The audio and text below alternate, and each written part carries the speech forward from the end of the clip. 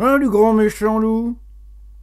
Monsieur Étonnant et la drôle de maison en paille qu'il a construite? Monsieur Avare et sa maison en bois? En tout cas, ce ne sont pas Madame Canaille, Madame Chipie, ni Madame Farceuse. Les Monsieur, Madame et le grand méchant loup, d'après l'œuvre de Roger Hargreaves, écrit et illustré par son fils Adam Hargreaves en 2013. Traduction et illustration en français par les éditions Hachette Jeunesse.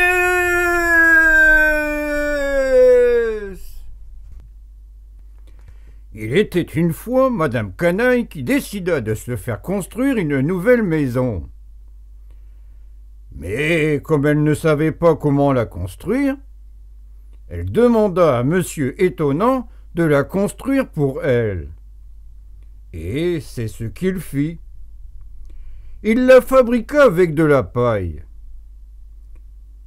Une maison faite en paille. N'est-ce pas un peu étonnant? Mais ce n'était pas seulement étonnant.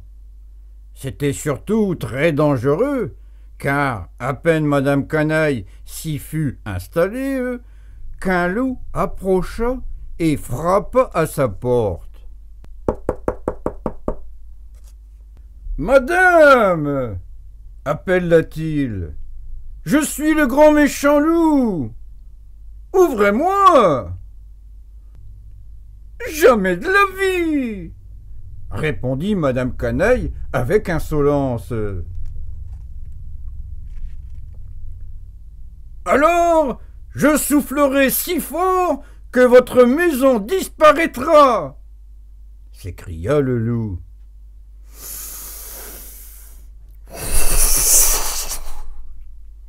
Et il souffla.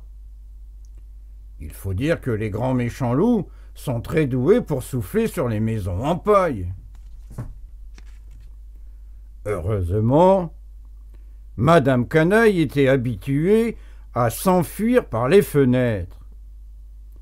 Elle sauta par la fenêtre de derrière et courut à travers la forêt en direction de la maison de Madame Chipie. Mais Madame Chipie avait elle aussi décidé de se faire construire une nouvelle maison. Elle avait fait appel à Monsieur Avare qui, comme tu le sais sûrement, n'aimait pas dépenser son argent.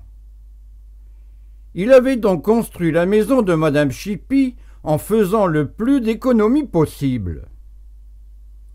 Il l'avait fabriquée avec des branches d'arbres. Une maison en branches d'arbres, n'est-ce pas un peu avare? Peu de temps après que Madame Canaille était arrivée, le loup, qui l'avait suivi, frappa à la porte. « Mesdames, c'est le grand méchant loup! Ouvrez-moi !»« Jamais de la vie !» répondirent Madame Canaille et Madame Chipie. « Alors, je soufflerai si fort que votre maison disparaîtra !» s'écria le loup.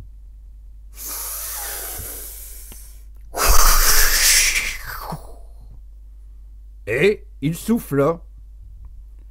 Madame Canaille et Madame Chipie s'enfuirent par l'arrière de la maison et volèrent la voiture de Monsieur Rigolo.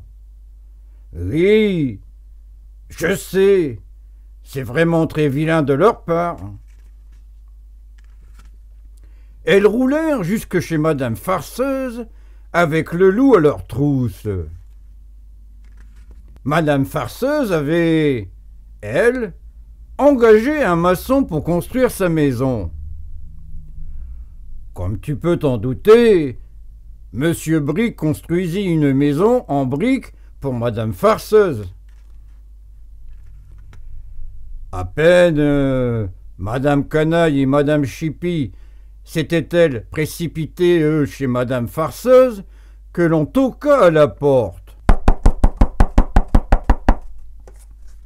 « C'est sûrement le grand méchant loup !»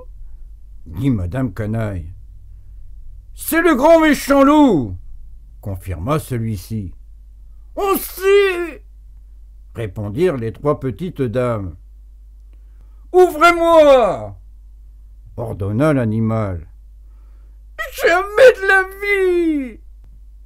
s'écrièrent-elles en chœur.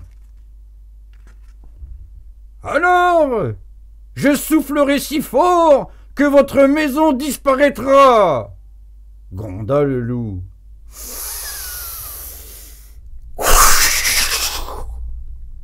Et il souffla.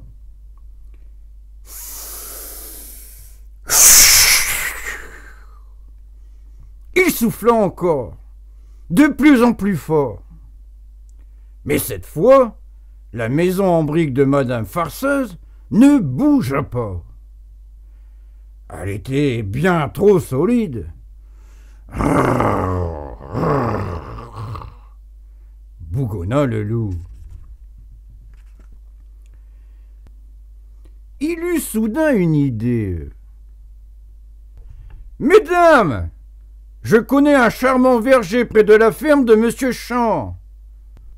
Pouvons-nous nous y retrouver demain vers 7 heures? Nous cueillerons des pommes pour le petit déjeuner. » Les trois petites dames acceptèrent. Elles avaient elles aussi un plan. Elles n'étaient pas seulement canailles, chipies ou farceuses. Elles étaient aussi très malignes. Le lendemain, elles se levèrent à 6 heures pour rejoindre le verger avant le loup et lui tendre un piège. Mais le loup, qui était encore plus malin, était arrivé encore plus tôt. « Je vous tiens !» s'écria-t-il en surgissant de derrière un pommier. Au début, les trois petites dames furent très effrayées. Mais soudain, Madame Canaille eut une nouvelle idée. Pour la première fois de leur vie, elles allaient avoir raison d'être canailles, chipies et farceuses. « Tu es peut-être grand et méchant, » lui dit Madame Canaille. « Mais moi, je suis une canaille. Et moi, je suis une chipie. Et moi, je suis une farceuse. Et nous soufflerons si fort que tu disparaîtras. » ajoute-t-il en chœur. Et elles soufflèrent et soufflèrent encore.